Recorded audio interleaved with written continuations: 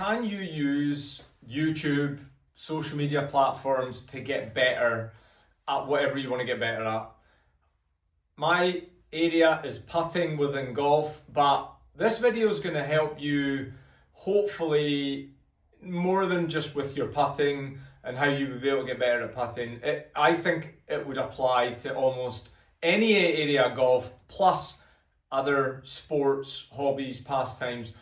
So if you're engaging in social media, YouTube videos, content and things like that, taking in information, if your goal is to learn and hopefully get better at whatever your favorite sport, pastime, hobby is, then this video is going to help you to avoid the common pitfalls and to use it to your advantage.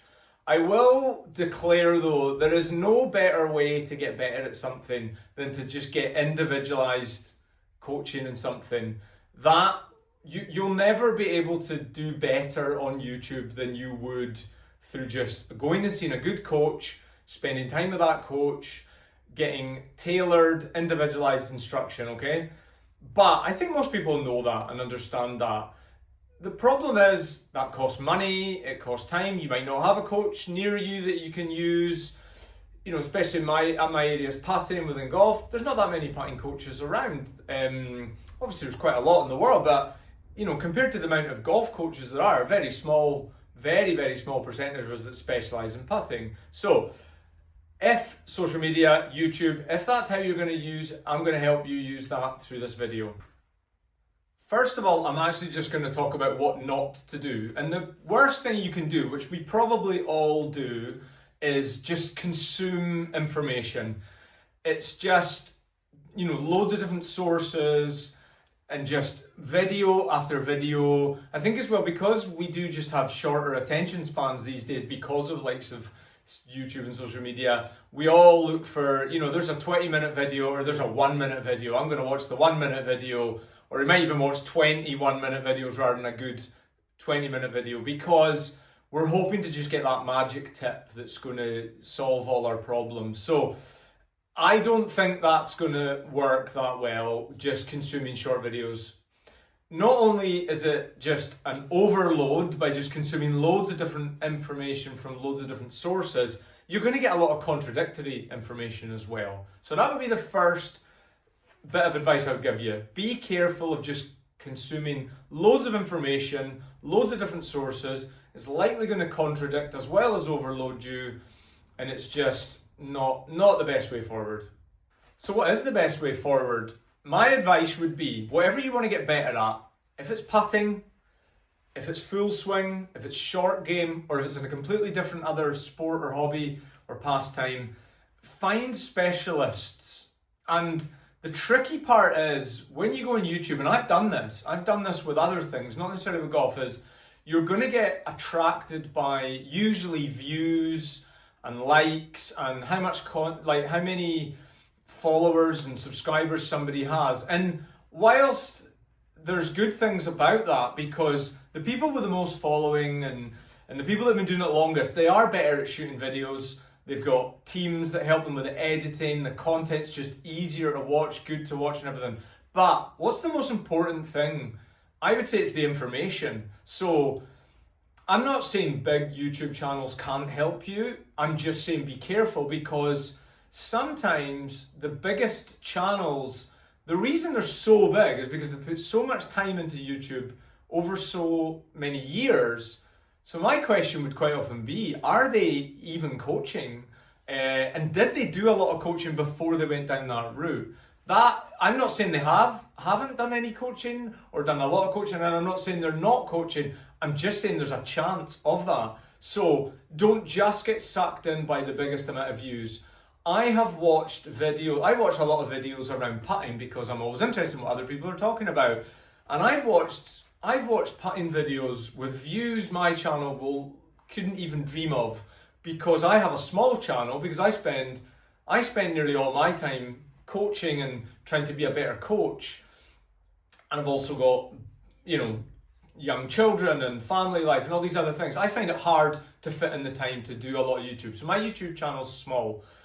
But what I have got is 12 years of putting coaching experience, And 5 or 6 years of that, the last bit is all I've done, because I used to coach other areas of the game. Now all I coach is putting. I just live and breathe putting. Now I've watched videos that are on putting, as I said, that have had hundreds of thousands of views, like way more, and I'm watching the video. I'm not saying the information's always bad, but I know from watching the video that this person that's talking about putting doesn't coach putting. I can tell by what that person's talking about. They're saying, don't do this, don't do that, or this is what you should do for that.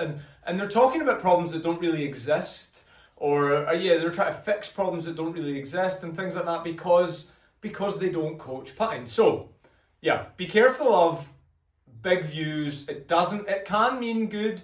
I would look for specialists. Now, if you watch a couple of my videos and think, I don't like the way that person's talking and I don't think he's great, he's not going to help, that's fine. Go find somebody else to help you with putting. But as I said, look for someone who coaches putting, you know. Phil Kenyon's got a YouTube channel, arguably the best putting coach in the world. He coaches Scotty Scheffler, world #1 golfer, but you'll notice his views are not as good as some others either. But that's because he is primarily a coach and he's probably got 100 other things going on as well. He does a little bit of YouTube, but his content's probably going to be very good because he's been coaching putting for a very long time. He's a very intelligent guy and he's coaching the best player in the world plus other best players. So I would look out, maybe go and look at his channel if you don't like mine, and you know, just look for specialists, I would say, and give people a chance. So don't watch 30 seconds, guy, I don't like the sound of this guy's voice, turn it over and go to someone else. You know, watch a video, you know, take it in and try and take some action on it. And if it's not helping you after a while, then go find somebody else. Be careful of jumping about, okay? So if you have chosen a specialist to get some help from, as I said, whether it's in your putting or any other area of the game or any other hobby, what to then do is block out everything else.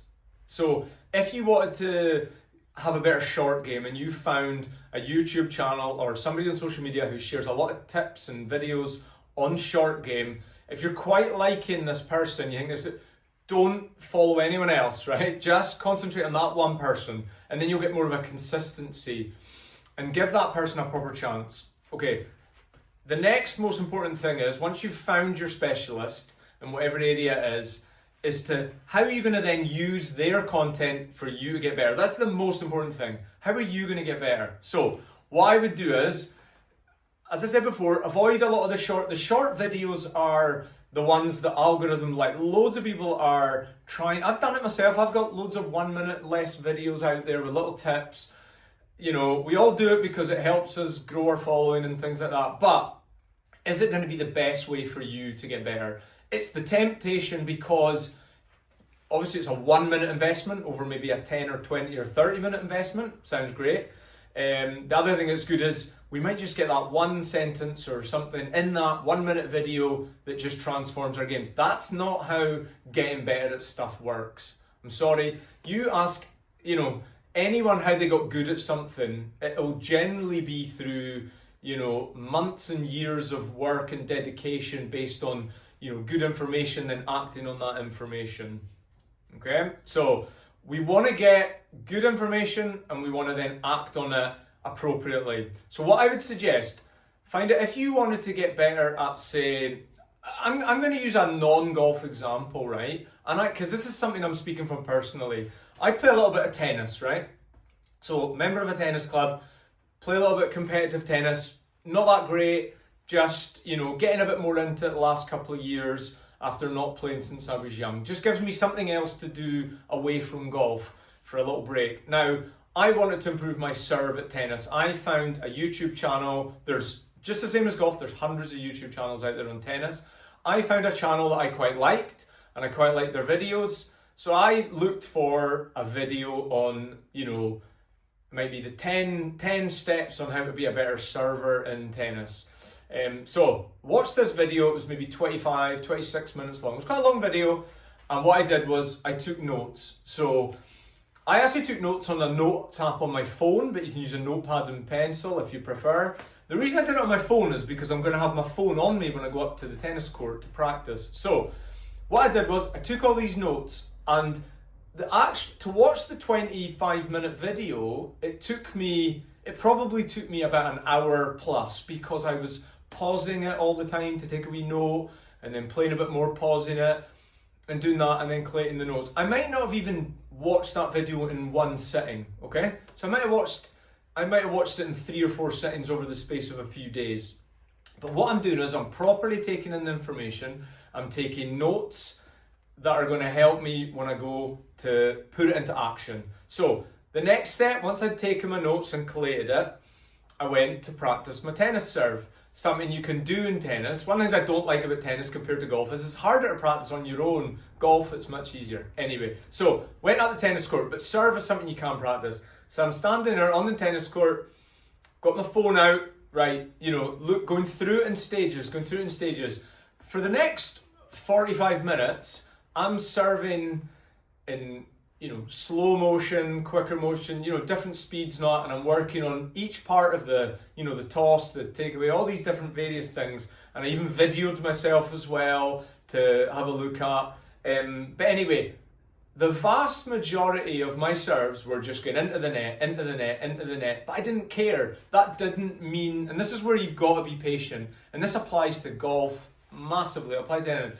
Be patient. If you're practicing your putting and every putt's missing, but you're working on something quite technical in your putting stroke, right, it doesn't mean you're not making progress.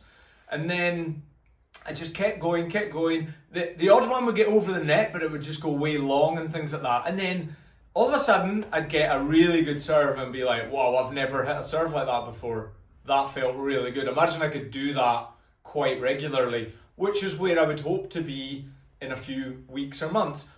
So that's take the long-term view with anything, If somebody said to you, right, I task you going and learning to be, a proficient piano player. Now, I've never played a musical instrument in my life, but I'm guessing nobody thinks they just need a tip or two in a 1-minute short on YouTube to become a good tennis player, a good piano player.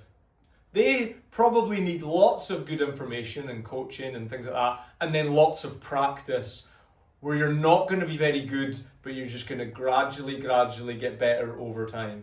So that's how you get better at something. So I don't know why we all fall into that trap with golf and tennis, whatever else, that we think we can get better really quick. Whereas, I don't know, it's like you want to go and learn a foreign language. You probably don't think you can learn a foreign language quickly, do you? It's going to take time and practice and effort and good coaching, good information to then digest and put into action. So be patient, get good sources of information, which is difficult. It is difficult because there's just so much information out there. But you've got to try and weed through it and find the best information you can. Take your notes, put it into practice, and be patient. That would be my recipe. But the best way, as I said at the start, is if you can, get individualized coaching. But if you can't do that, or you don't want to do that, and you want to go for the free option, cheaper option, the convenient option, social media, YouTube, you can use it to your advantage, but just think about how you want to do it and the best way forward, and be patient. All right? Thanks very much for watching. I really appreciate it. If you could, give me a like, give me a subscribe, then maybe I'll grow into a bigger channel and get more views on my videos. Thank you.